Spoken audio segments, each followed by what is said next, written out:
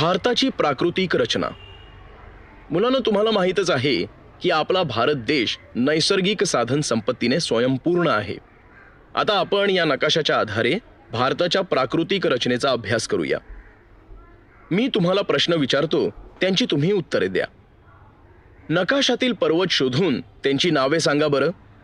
हिमालय, सह्याद्री, सातपुडा, निलगिरी, विंध्य, गिरनार, लडाख, अरवली.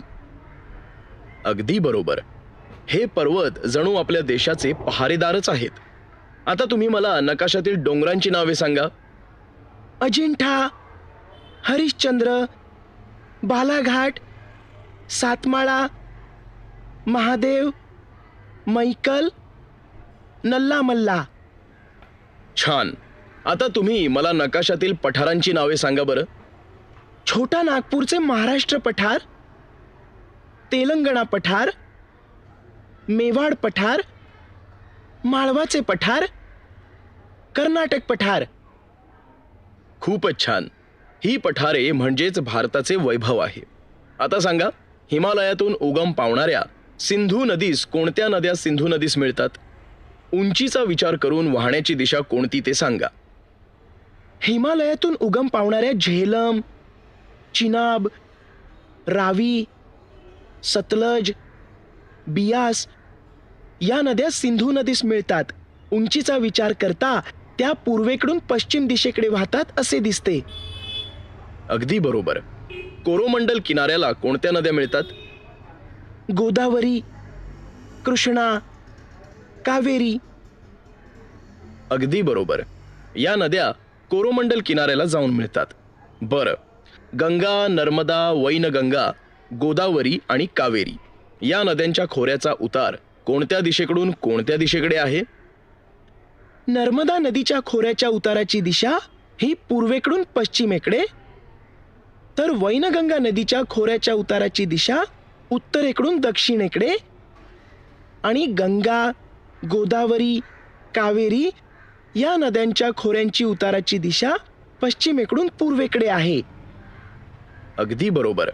आता मला नकाशातील सरोवरांची नावे सांगा. लोणार, सांभर, उलर, वेंबनाड, पुलिकत, कोलेरू, चिलका ही सरोवरे नकाशात आहेत. अगदी बरोबर. आणि नकाशातील आखातांची नावे सांगा. कच्छ, खंबात व मन्ना. अगदी बरोबर.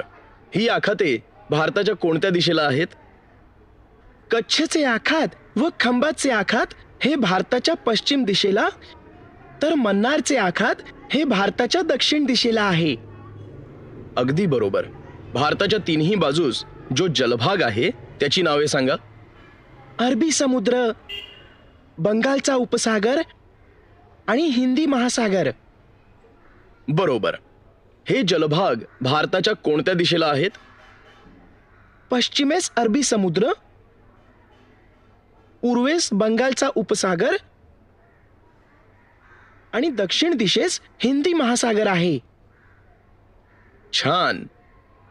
लक्षद्वीप, अंदमान व निकोबार या बेटांचे समूह शोधून त्यातील काही बेटांची नावे सांगा.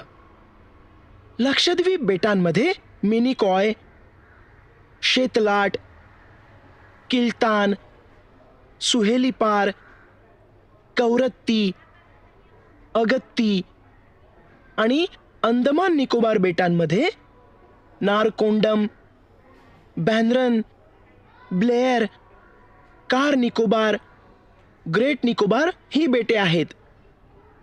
बरोबर. बरं सांगा, उत्तरेकडील मैदानी प्रदेशात कोणत्या प्रमुख नदीचे खोरे आहे? गंगा नदीचे. अगदी बरोबर. अशा प्रकारे आपण नकाशावरून आपल्या भारत देशाची प्राकृतिक रचना पाहिली. नद्या, पठारे, आखात, सरोवरे, पर्वत हे भारतीय नकाशाच्या आधारे आपण अभ्यासले आहे. हे सगळे आपल्या प्राकृतिक भारताचे वैभव आहे. प्रकृती म्हणजे निसर्ग आणि प्राकृतिक म्हणजे नैसर्गिक हे एव्हाना तुमच्या लक्षात आले असेलच. नमस्कार विद्यार्थी मित्रांनो, आज आपण इयत्ता 10वीच्या भूगोलाच्या पाठ्यपुस्तकातील प्रकरण क्रमांक 3 अभ्यासणार आहोत. मागील भागामध्ये आपण प्रकरण 3 मधील भारत व ब्राझील यांची प्राकृतिक रचना याचा अभ्यास केला आहे. आज आपण भारत व ब्राझील यांची जलप्रणाली अभ्यासणार आहोत. सुरू करूयात ब्राझील या देशाच्या जलप्रणालीसोबत. ब्राझीलमध्ये प्रामुख्याने ॲमेझॉन, पॅराग्वा, पॅराना व साऊ फ्रान्सिस्को या नद्यांच्या जलप्रणाली आढळतात. आपण पहिली महत्त्वाची जलप्रणाली पाहूयात, ती म्हणजे ॲमेझॉनची जलप्रणाली.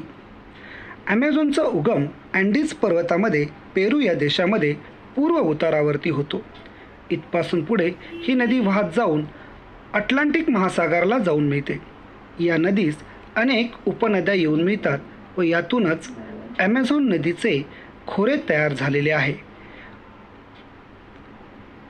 पाण्याचा विसर्ग 2 लाख घनमीटर प्रतिसेकंद एवढा आहे. मुखाजवळील रुंदी ही 150 किलोमीटर असून हा भाग गाळाने व्यापलेला आहे. नदीच्या मुखाजवळ गाळाचे संचयन मोठ्या प्रमाणामध्ये झालेले आहे. ॲमेझॉनमुळे महासागरामध्ये अनेक बेटे तयार झाली आहेत. ही नदी जलवाहतूक करण्यास योग्य आहे. दुसरी जी जलप्रणाली आहे ती आहे पॅराग्वे व पॅराना जलप्रणाली. या ब्राझीलच्या नैऋत्य भागामध्ये आढळणाऱ्या नद्या आहेत. ब्राझीलच्या सीमावर्ती भागातून पुढे अर्जेंटिना व उरुग्वे या देशामध्ये यांचा प्रवास होतो. पॅराग्वे, पॅराना व उरुग्वे या महत्त्वाच्या नद्या होत. या ब्राझीलच्या उच्चभूमीवरती उगम पावून ब्राझीलच्या दक्षिण उतारावरती वाहतात. पुढे जाऊन अर्जेंटिनामध्ये प्लाटा नदीला मिळतात. मुख्य नद्यांची दिशा ही दक्षिण उतारावरून आहे.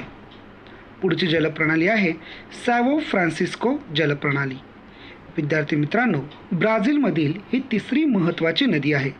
या नदीचा उगम ब्राझीलच्या पठारी प्रदेशात होऊन ही ब्राझीलमध्येच वाहणारी महत्त्वाची अशी नदी प्रणाली आहे. या संपूर्ण नदीचे पाणलोट क्षेत्र हे ब्राझील देशामध्ये येते. या नदीची लांबी 1000 किलोमीटर असून पुढे ती अटलांटिक महासागरास मिळते.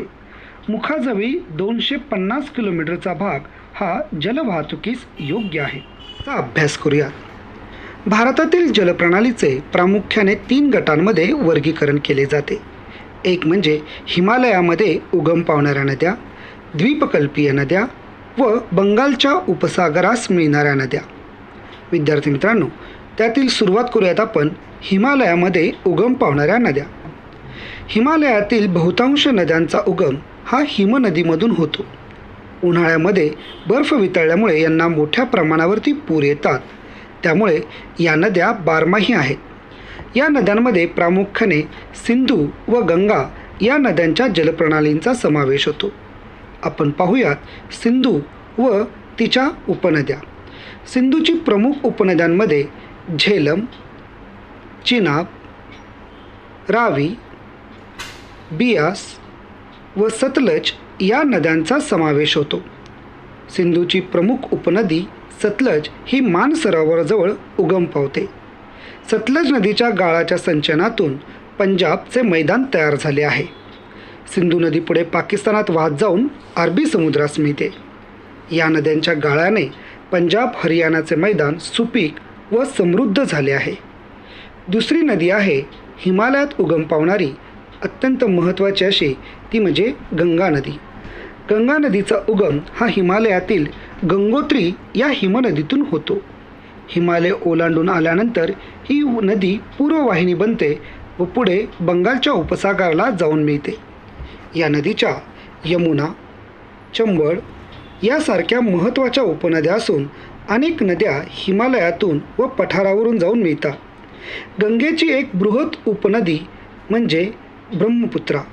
ही नदी सुरुवातीला स्तांगपो या नावाने ओळखले जाते. भारतामध्ये प्रवेश केल्यानंतर तिला ब्रह्मपुत्रा असे संबोधतात. ब्रह्मपुत्रा नदी बांगलादेशात जाऊन गंगेस मिळते. या ठिकाणी गंगा व ब्रह्मपुत्रेचा संयुक्त त्रिभुज प्रदेश पाहायला मिळतो. या त्रिभुज प्रदेशास सुंदरबन असे म्हणतात. गंगेस चंबळ, बेटवा, केन, शोन यासारख्या अनेक महत्त्वाच्या नद्या येऊन मिळतात. पुढील नदी प्रणाली आहे ती म्हणजे द्वीपकल्पीय नद्या. द्वीपकल्पीय नद्यांचे वर्गीकरण पश्चिम वाहिनी व पूर्व वाहिनी असे केले जाते. आता आपण पाहूयात पश्चिम वाहिनी महत्त्वाच्या नद्या. यामध्ये तापी, नर्मदा, मही, साबरमती व लुनी या नद्यांचा समावेश होतो. या नद्या भारतीय द्वीपकल्पावरती उगम पावून पुढे अरबी समुद्राला जाऊन मिळतात. तापी व नर्मदा या खचदरीतून वाहतात असे मानले जाते. मही नदी ईशान्य व नैऋत्य दिशेने वाहते, तर अरवलीच्या उतारावर उगम पावणारी साबरमती ही दक्षिण दिशेने वाहते. पुढची जलप्रणाली आहे बंगालच्या उपसागरास मिळणाऱ्या नद्या. द्वीपकल्पाचा बराचसा भाग बंगालच्या उपसागराच्या पाणलोट क्षेत्रामध्ये येतो. गंगेशिवाय महानदी, गोदावरी, कृष्णा, कावेरी या नद्यांचा समावेश यामध्ये होतो. गोदावरी ही नदी पाणलोट क्षेत्राच्या दृष्टीनं भारतातील दुसऱ्या क्रमांकाची मोठी नदी आहे. कृष्णा नदीचे खोरे हे गोदावरीच्या दक्षिणेस असून भीमा व तुंगभद्रा या कृष्णेच्या महत्त्वाच्या उपनद्या आहेत. कावेरी नदी ही कर्नाटक व तामिळनाडू या राज्यातून वाहते. या नदीचा फार वर्षापासून जलसिंचनासाठी उपयोग केला गेला आहे. विद्यार्थी मित्रांनो, भारतातील या प्रमुख जलप्रणाली होत्या.